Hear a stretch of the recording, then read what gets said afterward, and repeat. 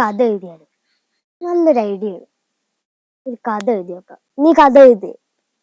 എടാ നടക്കണ വല്ല കാര്യം പറ. അതെന്താടാ നീ അങ്ങനെ പറഞ്ഞേ? എടാ അതിന് കൊറേ ഈ ഇപ്പൊ കഥ എഴുതണമെങ്കിൽ എന്തൊക്കെ വേണം? മൊത്തത്തിൽ കഥയ്ക്കായിട്ട് ഒരു പേര് വേണം. പിന്നെ ഒരു കഥ പ്രസിദ്ധീകരിക്കണമെങ്കിൽ കുറച്ചെങ്കിലും പേജോളും പിന്നെ ഒത്തിരിയെങ്കിലും ലെങ്ത് ഒക്കെ വേണ്ടേ. പിന്നെ അതിന് പറ്റിയൊരു ആശയം വേണം.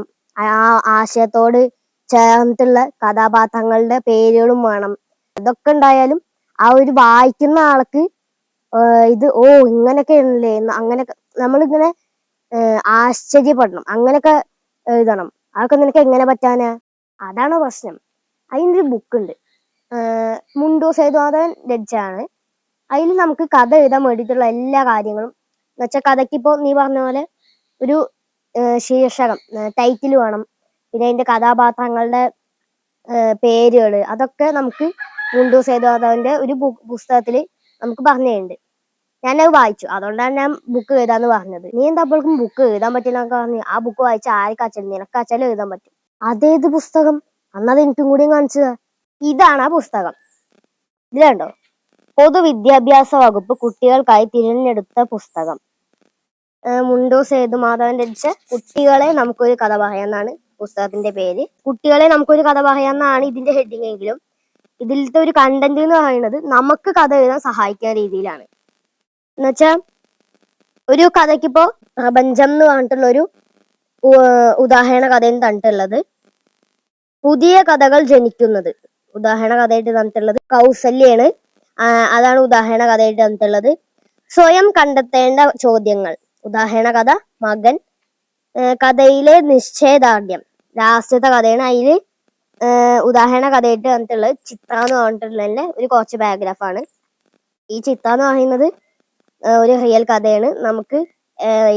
നമുക്കൊക്കെ ഒരുപാട് പരിചയമുള്ള ഒരാളാണ് ചിത്ര.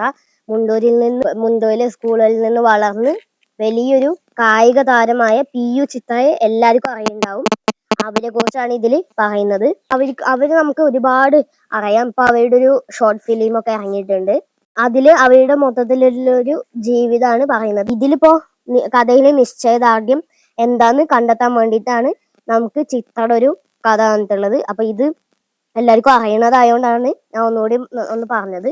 ഇതില് വളരെ രസമുള്ള അധ്യായങ്ങളാണ് കേട്ടോ.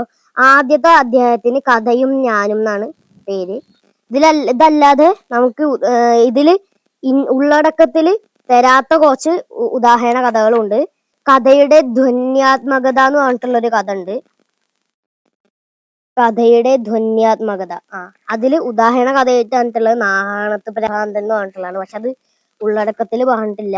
കഥയുടെ കൗതുകം അത് എത്രാമത്തെ കഥയാണ്? 4ാമത്തെ കഥയാണ്. അതിനൊരു ഉദാഹരണ കഥ ഉണ്ട്. 1001 രാവുകൾ. ഇങ്ങനെ ഓരോന്നിനും ഉദാഹരണ കഥകൾ ഉണ്ട്.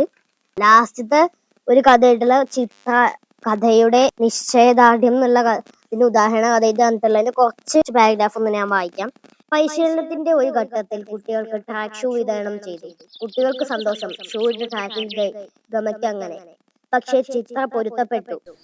അവൾ കാലുകളിൽ ഷൂ കയറ്റി. ഓടാൻ പറ്റുന്നില്ല. ഷൂവിന്റെ ഭാരം താങ്ങാൻ കാലുകൾക്കാവുന്നില്ല. ചിത്ര ഷൂ ഇടണ്ട. അവസാനം സിജിൻ പറഞ്ഞു, ബാൻഡേജ് കെട്ടിയാൽ മതി. ഷൂ അല്ല, ഓട്ടമാണ് പ്രധാനം. അങ്ങനെ മത്സരക്കളത്തിൽ ചിത്ര എത്തി. സ്കൂൾ തലത്തിൽ 4 ഓട്ടം, 5000, 3000, 1500 ക്രോസ് കൺട്രി. ഗ്രാമത്തിൽ വെയിൽ കത്തി നിന്നു. 4ലും ചിത്ര ഫസ്റ്റ്. പിന്നീട് സബ് ജില്ല, ജില്ല, സ്റ്റേറ്റ്. ലക്നൌവിലെ മഞ്ഞു വീണ ട്രാക്കിലെ കൊടും തണുപ്പിൽ നഗ്നപാതയായി ചിത്രയിറങ്ങി. അത്ലറ്റുകൾക്ക് ആവേശമായി. ഷൂ ഇടാത്ത കുട്ടി. സിജിന്റെ നെഞ്ചുപിടച്ചു. കടവുളെ അമ്മേ. 5000, 3000, 1500 ക്രോസ് കൺട്രി. പൊടി തൂളിയ ഗ്രൗണ്ടിൽ കനമുള്ള ശബ്ദത്തിൽ അനൗൺസ്മെന്റ്. ചിത്ര 4 സ്വർണം.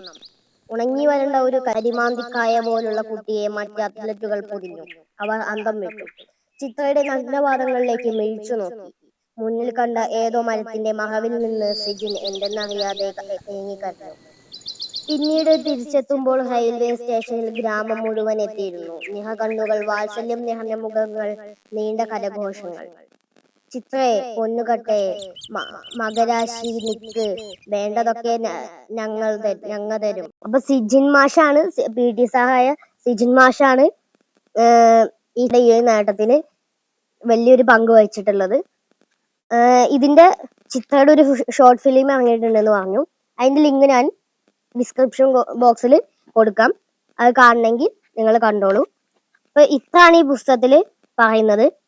ഇതിന്റെ ലാസ്റ്റ് എഴുതിയണ ഒന്ന് കുറച്ച് വായിക്കാം.